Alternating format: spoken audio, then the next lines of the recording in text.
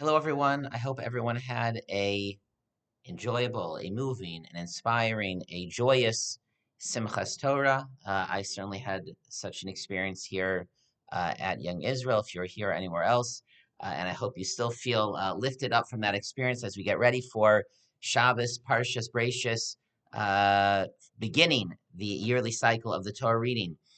This week's Erev Shabbos video Dvar Torah is sponsored by Tzvi Yankelovich in memory of his mother, Salome Yankelovich Shulamit, Bat Shmuel Aryeh Halevi, whose yahrzeit is this Shabbos, as well as in memory of his father, Colin Yankelovich, Elchanan Reuven ben Yehuda Yaakov, whose yahrzeit was on Simchas Torah. Both of their neshamas should have an aliyah, and we thank Tzvi for the sponsorship.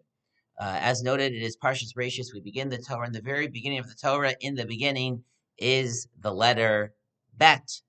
And the Midrashim understood that it didn't just happen to be that the first word began with a bet. There must be a reason that Hashem chose that the very first letter of the Torah is a bet. And in particular, they wondered, why is it a bet, the second letter in the Aleph bet, and not an Aleph? Why don't we start with an Aleph? And there are numerous answers found in the Midrashim and in later commentaries as well. But to focus on one answer, one opinion, the Midrash is that the bet is meant to symbolize that just as the bet is susum, is closed, lamala, lamata, umeachurav, it is closed above, below, and in the back, upasuach lefanav, and it is open towards the front. It is only open on one side, facing forwards towards the next words of the Torah, the next letters, the next words of the Torah. This is to symbolize that we are not able, this is what the Medrash says, to ask always what is above our existence, what is below our existence, what preceded our existence, the existence of the world, but rather we can only ask, we can only study, we can only understand what is in front of us and going forward. It is only from the point of Bereisheet, from that bat onwards, that we can inquire about what is above, below, and before that is beyond our capability. And this Medrash is not only teaching that there is a limit to human understanding, and there's some things that we just must accept. There is beyond our comprehension since it precedes our very existence.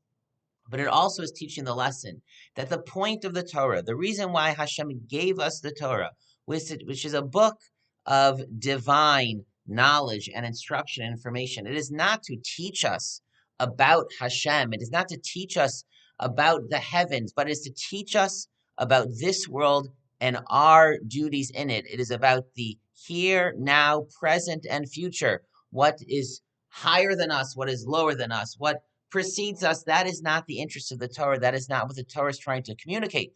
The Torah is only trying to communicate what is in front of us as human beings in our collective existence and in our particular lives specifically. To take this idea, but to adapt it slightly to the moment in which we are in, we are also in a beginning. We're the beginning of the year, Parshas Bereisheet. We are in a beginning of the year that immediately follows the entire Yom Noraim period. And we're also in a beginning in the sense that we are in a new point, a new moment in the general situation of Israel, the war, the hostages. Of course, not every issue has been resolved. Of course, not every threat has been eliminated. And of course, as we daven in the beginning, there are hostages that are not living, that are still being held captive and not being returned to their families. But that we have crossed a transition, we've crossed a boundary. There is not intensive fighting going on as we speak. The hostages, the living hostages, have been returned. There has been a moment, a period of time of incredible celebration. Now the question is, what do we do now?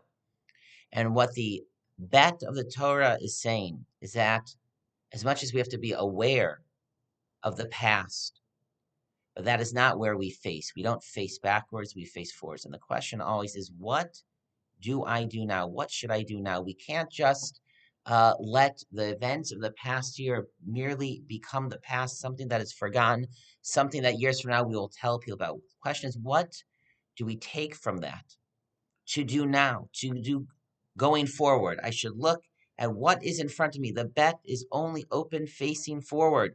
Who is in front of me? What is in front of me? What can I do now? We can no longer daven in the same way because the situation is not the same. We can't have necessarily the same commitments or mitzvah focuses, because it's just different. We're in a different time of year. We're in a different moment in our lives. We're in a different moment in the history of the Jewish people. But so what should I be doing now? We should make sure that the energy, the inspiration of the Yom Narayim, of Sukkot, of Simchas Torah is not wasted. It doesn't just disappear. I need to face forward.